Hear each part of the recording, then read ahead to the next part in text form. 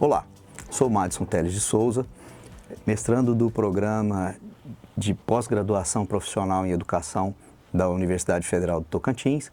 Venho aqui apresentar o produto final do relatório de pesquisa avançada para obtenção do título de mestre em educação, intitulado Evasão e Permanência na Educação à Distância, em um estudo sobre a evasão dos estudantes nos cursos do Centro de Referência à Distância do IFTO. Fui orientado pela professora Jusilei Evangelista Freire e esse produto final, ele é um podcast com 3 episódios, os quais discorrem sobre a evasão e a possível discrepância durante a pandemia do Covid-19. O primeiro episódio, o panorama do ensino técnico à distância e a evasão no IFTO, foi conversado, nós discutimos com Nayara Pajeú. Nayara Pajeú, ela é pró-reitora de ensino do Instituto Federal desde 2018. Ela é pedagoga e mestra pela Universidade de Brasília, UNB. E esse episódio introdutório, ele traça um panorama histórico e institucional da oferta dos cursos técnicos à distância do IFTO, situando aqui o nosso ouvinte sobre o funcionamento da modalidade e apresentando os dados de matrícula e evasão ao longo dos anos. Nosso segundo episódio também tem esse mesmo viés, buscando a questão da pandemia, intitulado Desafios e Transformações durante a Pandemia. Também conversamos com Nayara Pajeú, uma vez que ela, na pró-reitoria de ensino, foi uma das pessoas chaves para desencadear as ações para atender as demandas geradas durante esse período. E esse episódio ele foi focado nos efeitos da pandemia e aqui a gente discutimos algumas mudanças institucionais que ocorreram. Ela apresentou para a gente documentos que foram feitos, foram criados, novas organizações didático-pedagógicas, onde dava o direito ao estudante de estudar em casa pela questão do ensino remoto. Foi também apresentou alguns dados de entre 2020 e 2022 com os impactos diretos na permanência desses estudantes. O nosso terceiro episódio, Disparidades na Evasão e Caminho para a Retenção de Alunos, a gente fala com a professora Paula Carini, que ela é professora do Instituto Federal do Campus Palmas, na área de Gestão e Negócios. Também é pró-reitora de Pesquisa, Pós-Graduação e Inovação desde 2018. A professora Paula Carini, ela é administradora com doutorado em Comunicação, Culturas Contemporâneas e mestre em Gestão do Conhecimento e da Tecnologia da Informação e Comunicação. Ela também é pesquisadora associada da INCT, Instituto Nacional de Ciência e Tecnologia em Democracia Digital. Nesse episódio, a gente aborda aqui as desigualdades sociais e institucionais identificadas nos dados da pesquisa, seguidas de propostas e estratégias de enfrentamento para a evasão, com base nas boas práticas da gestão e em políticas públicas. A proposta do podcast vem como estratégia para que possa ser divulgados em plataformas digitais, redes sociais e tem por objetivo alcançar um público diverso. A expectativa é que esse podcast contribua para a reflexão sobre o problema da evasão, que amplie também esse debate tanto dentro quanto fora do IFTO e que sirva de ferramenta formativa para as novas ações institucionais. Partindo desse pressuposto apresentado, a gente crê que essa ferramenta trará subsídios para a instituição, o Instituto Federal, poder tomar novas decisões acertadas rumo a dirimir a evasão nos cursos técnicos, tanto à distância quanto presencial dessa instituição. Obrigado por você nos assistir, seja bem-vindo a esses episódios. Aproveite ao máximo, deixe sua contribuição. Qualquer dúvida, estaremos deixando em aberto os chats para as perguntas e questionamentos.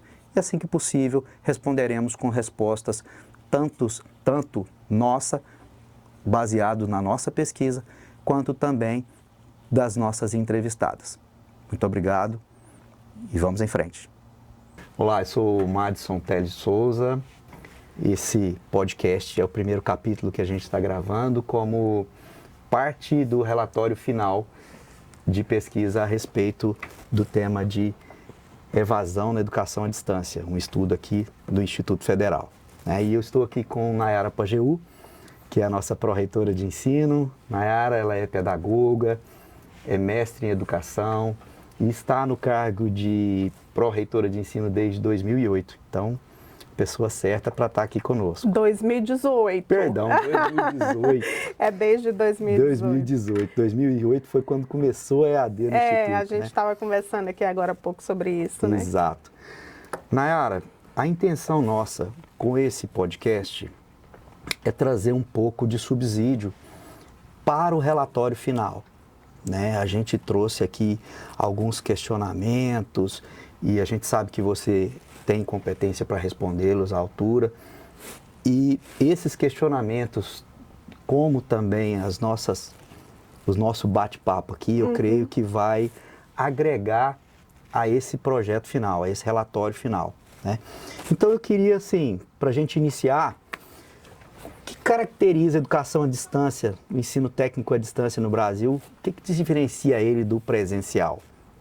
Certo. Boa tarde para você, boa tarde para quem for assistir esse vídeo, né, Madison? É isso aí. Primeiro agradecer a você pelo convite, confiar na gente, participar dessa pesquisa sua. Eu tenho acompanhado aí a sua dedicação ao longo desse período todo para finalizar, né, essa pesquisa com muita seriedade. O IFTO tem uma experiência de educação à distância, boa parte dela você é responsável, né, por essa experiência. E eu acho que é interessante a gente começar falando que são modalidades diferentes, né? A sua primeira pergunta é o que diferencia a EAD do presencial.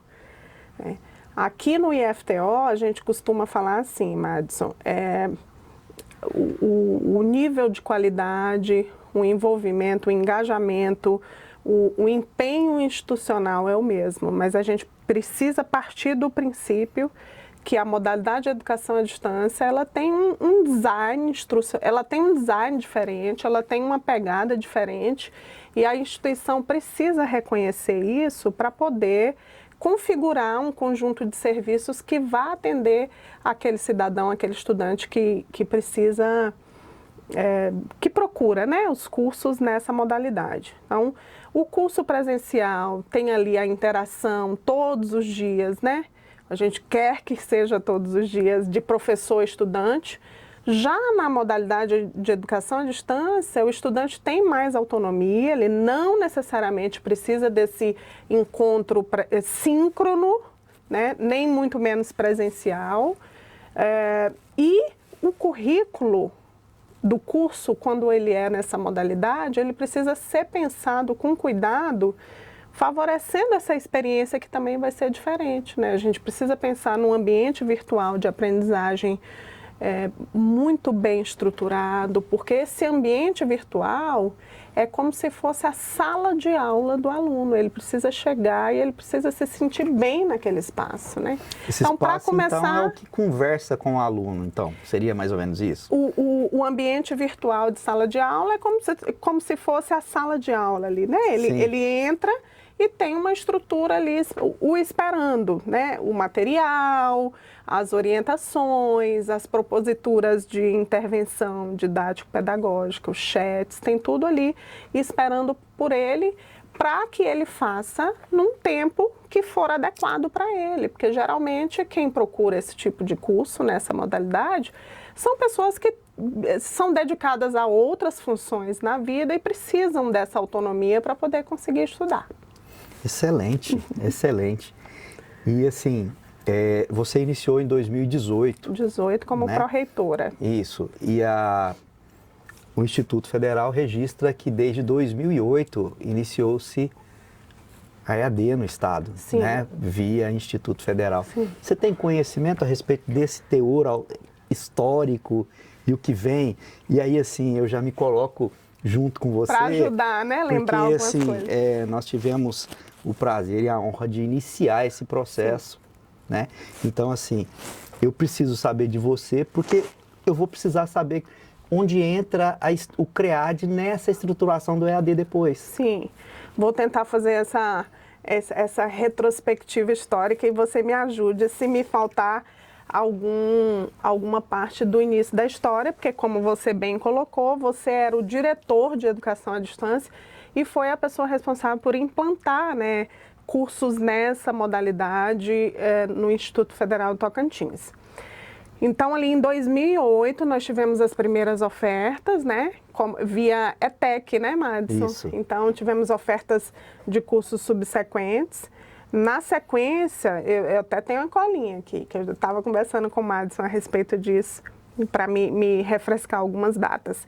E aí, em 2015, a gente começou com a oferta Mediotech. E aí essas ofertas começaram vinculadas a esses programas mesmo.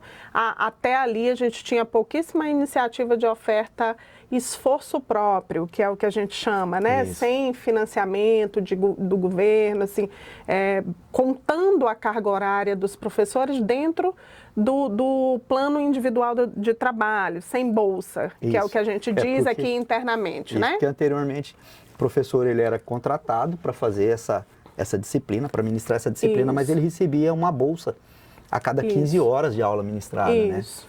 né? E aí, nós tínhamos algumas iniciativas, Campus Gurupi, Campus Palmas, ofertavam cursos EAD, esforço próprio, mas o grosso, digamos assim, da oferta era via esses programas que você acompanhou de perto.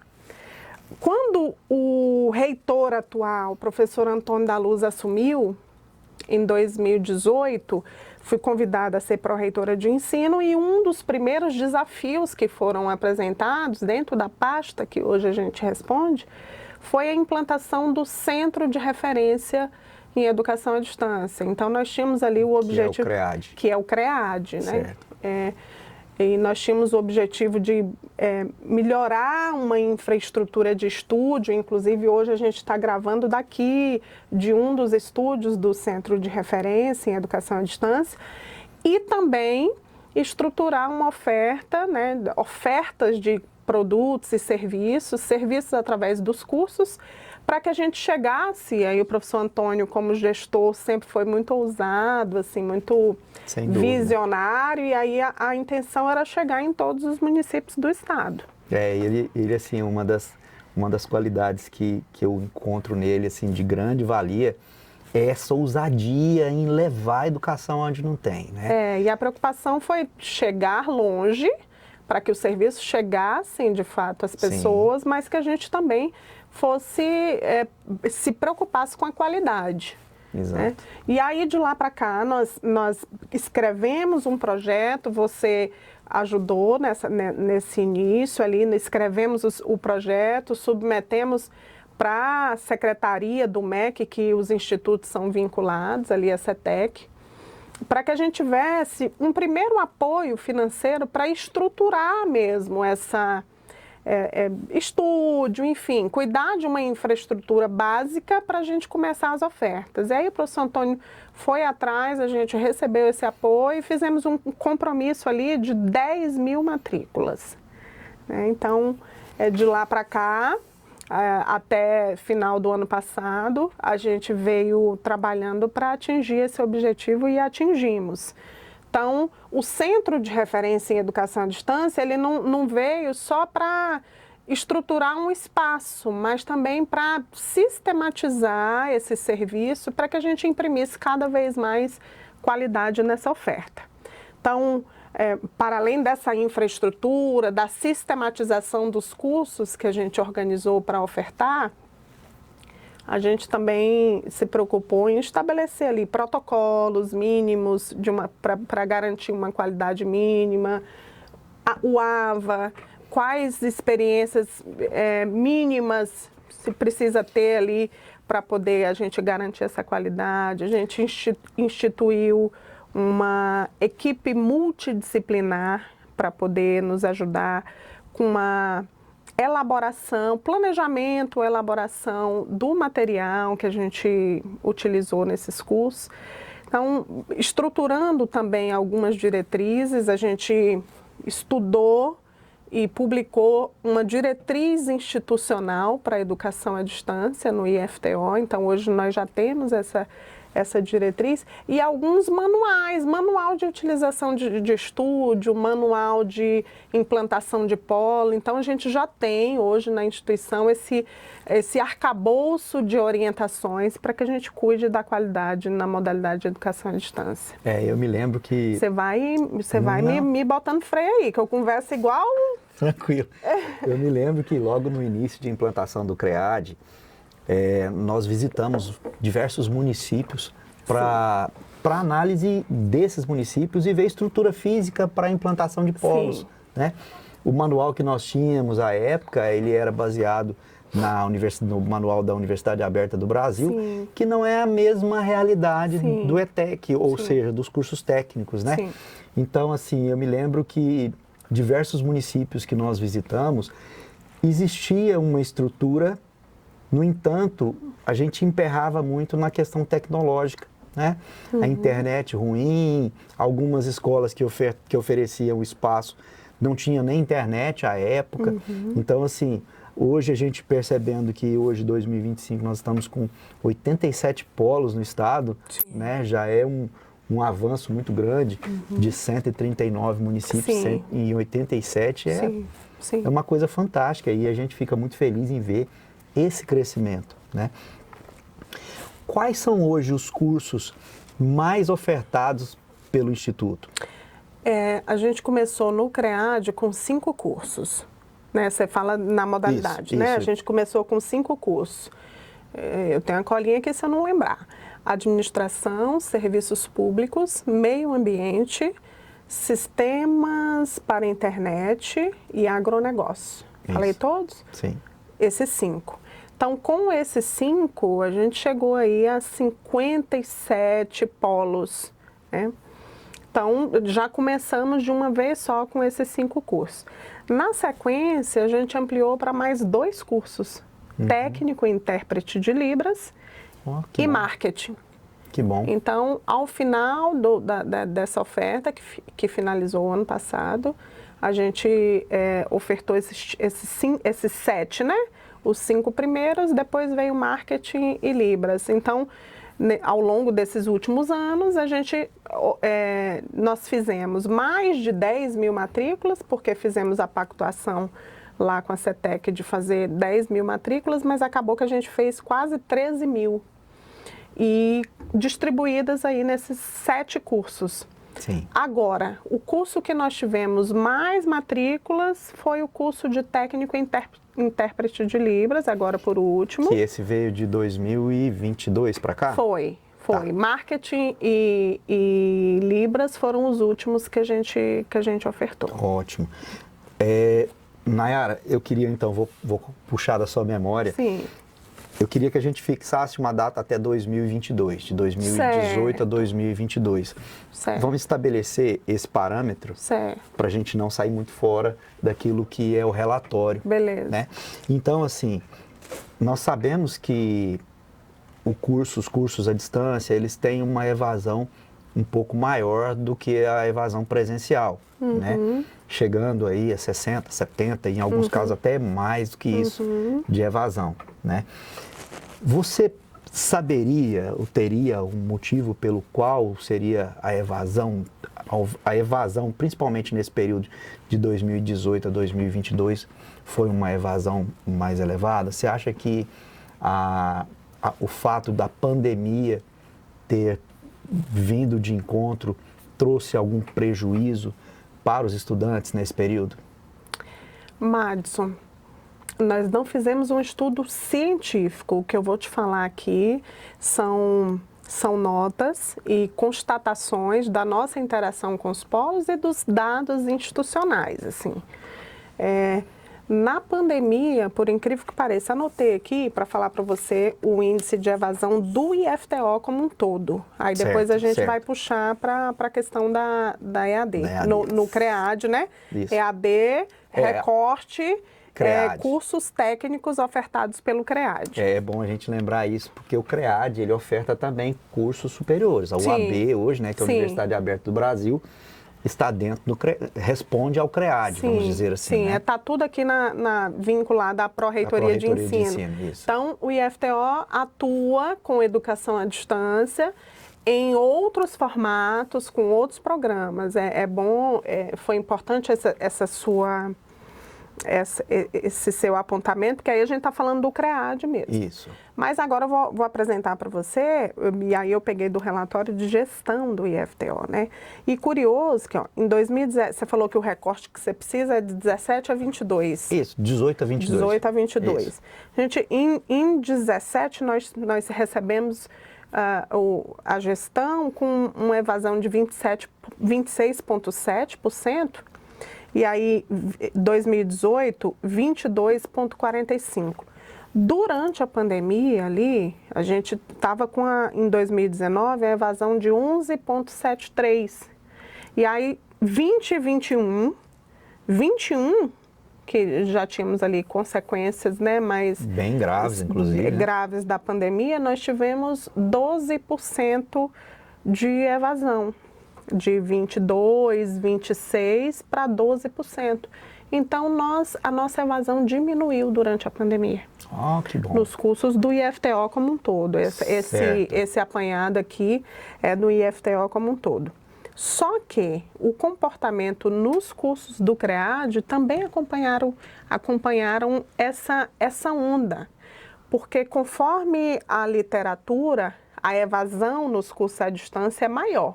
E ela se comprova nas nossas ofertas do CREAD. Certo. Só que nós começamos os cursos no CREAD ali em 2018, 2019. A gente começou a constatar essas questões de permanência ali em 19 e 20. Sim. Então, a gente não conseguiu associar a evasão por causa da pandemia. Entendi. Por causa da pandemia. A gente associou assim, a evasão por conta de um início de uma estruturação de uma oferta, às vezes, sim, algumas questões de comunicação, de estrutura que precisariam ser melhoradas, mas a gente não tem nenhum estudo que diga que a evasão nesse período se deu por conta da pandemia. Até porque o comportamento institucional de matrículas diz para a gente que na pandemia a nossa evasão diminuiu. Sim, e você fez uma colocação que eu achei bem interessante, essa questão da estrutura, que pode ter sido estrutura. Essa estrutura você atribui ao polo de educação à distância lá no município do estudante.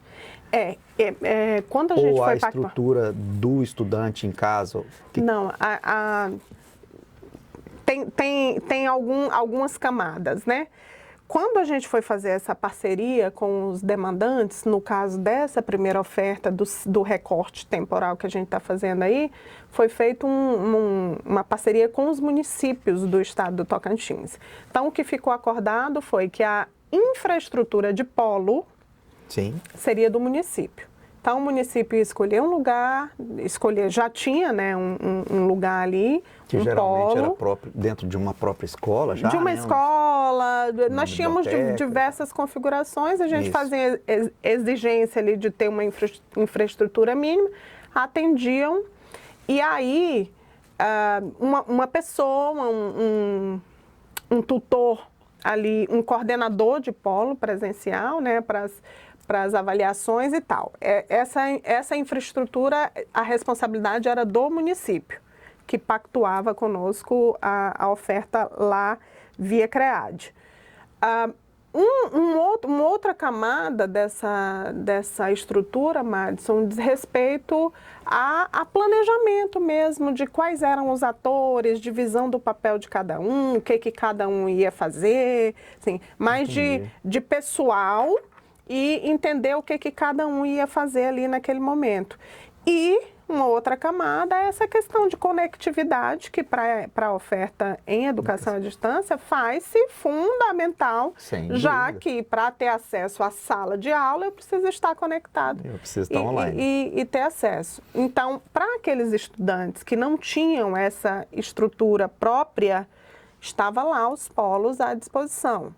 Então, eu creio que o estudante que não tinha como acessar, ele tinha condições de se dirigir ao polo ali e, na melhor das hipóteses, acessar o material via polo. Mas a gente não pode fechar os olhos para a realidade do mundo. A gente sabe que muitos estudantes não têm como, às vezes se matriculou no curso, está em outro município do lado, não tem o dinheiro para o transporte para ir para aquele município onde tinha um polo. Sim, sim. Então, certamente tem um percentual dessa evasão que está vinculado a essa falta de estrutura, tanto dele, de acessar, de se dirigir ao polo.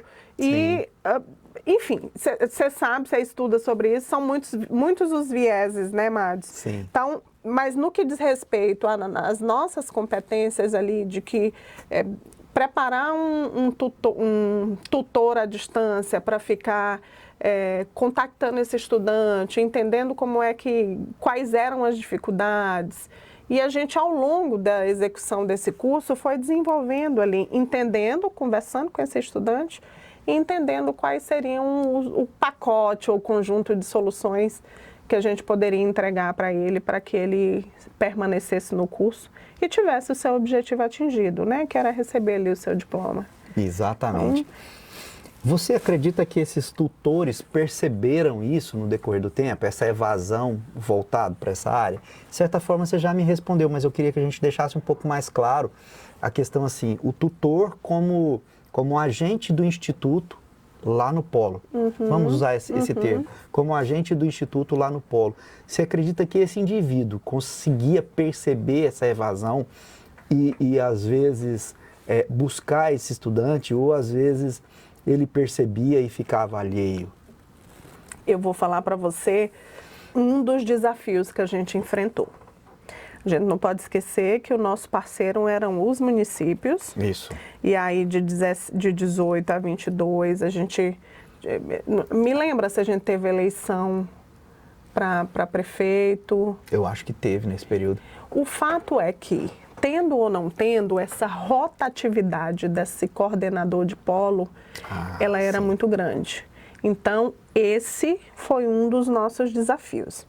Porque de tempos em tempos a coordenação do centro de referência, a direção do centro de referência e a equipe eram orientadas e faziam, porque eu acompanhava, essas reuniões com os coordenadores de polo, justamente para despertar nele, para clarificar na cabeça dele que ele era um agente do IFTO ali no campus, né? Que o estudante ia procurá-lo e ele era o agente IFTO ali. Tudo bem, era o indicado da prefeitura, e aí nós tínhamos diversas configurações, tinha município que fazia uma seleção, tinha município que o prefeito indicava, tinha município que... Tínhamos diversas configurações. Tínhamos município que a pessoa que estava lá já tinha 15 anos, o município que nós temos aqui é Palmeirópolis. Palmeirópolis, é um dos que... Joana, um dos que melhor performaram, Ananás. Sim. Então, assim, estou te contando essa história para dizer que nos polos onde houve, na verdade, essa rotatividade, esse sentimento de eu sou um agente do IFTO e eu estou aqui para cuidar dessa oferta, ou eu vou estabelecer um vínculo com esses estudantes para diminuir a evasão, eu vou saber de cada pessoa qual é o problema para tentar ajudar, era comprometido nesses polos em que havia essa rotatividade. Em polos como esse que a gente citou, por exemplo, Palmeirópolis, Ananás, e tínhamos outros aí que não me ocorre agora, mas que os coordenadores de polo estavam desenvolvendo um papel há maior tempo. E aí, nesses polos, você via que a coisa acontecia, assim, muito bem. Né? Porque esse indivíduo, eu acho que ele... eu tenho certeza... Ele é fundamental. Que ele desenvolvia o senso de responsabilidade por aquele estudante. né? Isso. E fazia aquela busca ativa. Eu me lembro bem que às vezes esses estudantes deixavam de frequentar as aulas por problema de saúde ou alguma coisa e perdia algum prazo de entrega de material, alguma coisa. Eu me lembro bem que às vezes alguns desses coordenadores entravam em contato com a gente, pedindo que abrisse mais 1 ou 2 dias para aquele estudante trazer o material, postar o material dele. Era bem interessante esse. E aí vem corroborar com o que você está reportando a gente aqui. E acho muito interessante isso, Foi sabe, Nayara? constatado porque isso assim, mesmo. Quando a pessoa se apropria da identidade institucional, ele é mais comprometido com a causa. Isso, né? isso. Bacana. Essa primeira etapa nossa, ele vem trazendo esses questionamentos, né? E eu queria saber se, diante disso, vocês já pensaram em alguma política institucional para que pudesse minimizar esse problema de rotatividade. Uma vez que a gente já entendeu que o problema da evasão está de forma indireta, vamos dizer assim, ligado a esse acompanhamento. Sim. Né?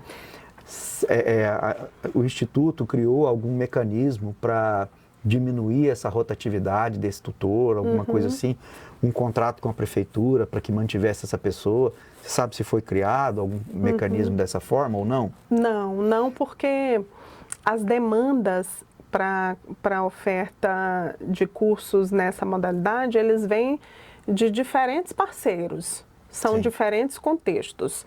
A gente não criou um documento dizendo, olha, o coordenador de polo precisa ser assim, assim, assado, dando detalhes ali de como é que tem que ser esse vínculo dele com o município. Mas nós criamos, como eu disse para você agora há pouco, documentos institucionais que digam, que apresentam o perfil dessa pessoa. Entendi. E aí, Madison, durante essa nossa experiência aí de quase 5, 6 anos rodando essa primeira leva de cursos, a gente identificou da importância desse sujeito, coordenador de polo, como um sujeito fundamental para a gente, eventualmente, diminuir a taxa de evasão em curso na modalidade. Então, a gente já está preparando novas ofertas em que a gente está pensando assim, não que não tenha sido feito, foram feitas várias capacitações, várias orientações, com os coordenadores, mas a gente está pensando em algumas estratégias de minimizar, pelo menos, já que a gente às vezes não tem interferência lá com o prefeito para falar, olha, tem que ser fulano, e nem é a intenção, né, de tem que ser fulano ou beltrano, mas apresentar um perfil e sensibilizar aquele gestor da importância de que quem começar a receber a capacitação, continuar, porque disso a isso está relacionado diretamente à qualidade dos nossos cursos, né? O êxito num conceito assim mais estrito, que é aquele em que terminou o curso, porque hoje a gente tem conceito de êxito aí que não é só terminar, eu estou inserido ou não no mundo do trabalho, né? Isso. Então, mas para aquele estudante que entrou no polo Buriti do Tocantins, o gestor lá que fizer o acordo conosco, ele precisa entender que é importante para o processo a permanência dessa pessoa. Sim. Que essa volatilidade, né, essa troca dessa pessoa, ela vai influenciar diretamente na qualidade da oferta. E é isso que a gente não quer. Nayara, só a título de sugestão que me ocorreu agora, de uma experiência também de uma outra época que eu trabalhei na Secretaria da Saúde do Estado, nós fizemos assim, os municípios eles tinham muita dificuldade com a questão de encaminhar o faturamento das unidades de saúde para o Estado e receber na totalidade, porque as pessoas que estavam lá passavam por esse processo de rotatividade. Então a pessoa entrava e não sabia o que fazer e como fazer. E aí a Secretaria fez um acordo com esses municípios, aonde as pessoas que fossem trabalhar nesse local específico tinham que ser pessoas que fossem concursadas do município e que ficassem lá por um determinado tempo. Então, isso foi um contrato, um acordo de gaveta, vamos dizer assim, que a Secretaria de Saúde fez na época com esses municípios, que melhorou o recurso dos municípios. E agora a gente, nesse bate-papo, me veio essa sugestão que talvez pudesse ser alguma coisa com esses critérios, né? Porque a gente sabe que, de certa forma, os municípios utilizam isso como moeda de troca, vamos usar esse termo, para voto. Vamos ser bem claro, né? Então, assim, trabalhando dessa forma, eu acho que talvez pudesse garantir um pouco mais de segurança a esse processo educacional. Isso. Boa. Né? Bacana. Nayara, muito obrigado pela contribuição, muito obrigado pela sua ajuda. Estou muito feliz da gente poder estar aqui batendo esse papo.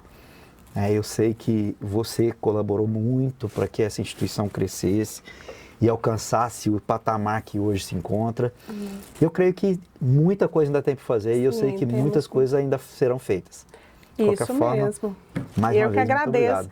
Eu que agradeço a oportunidade de desejar sucesso para sua pesquisa. Obrigado. Você encontre aí ótimos achados, né? E que ela também sirva para a gente olhar para dentro, porque a gente conversava aqui antes, assim, não é só, eu venho falar do que fiz de bom, do que ajudei a instituição a evoluir, ou ajudamos, né? Mas eu acho que é um exercício interessante esse, de olhar para o processo e falar, aqui poderia ter sido melhor, para as próximas ofertas a gente vai melhorar aqui. Acho que o processo é esse e a gente está eu acho que aí no caminho, cresce. No caminho certo, sem sombra de dúvidas, Madison. Pesquisas como essa sua ajudam a instituição a se olhar mais criticamente, né? Eu falava com ele aqui, vou falar de tudo, inclusive daquilo que não deu certo, que é para poder você pesquisar e ajudar a gente a entender algumas coisas. Mas eu que agradeço a oportunidade. É isso. Até a próxima.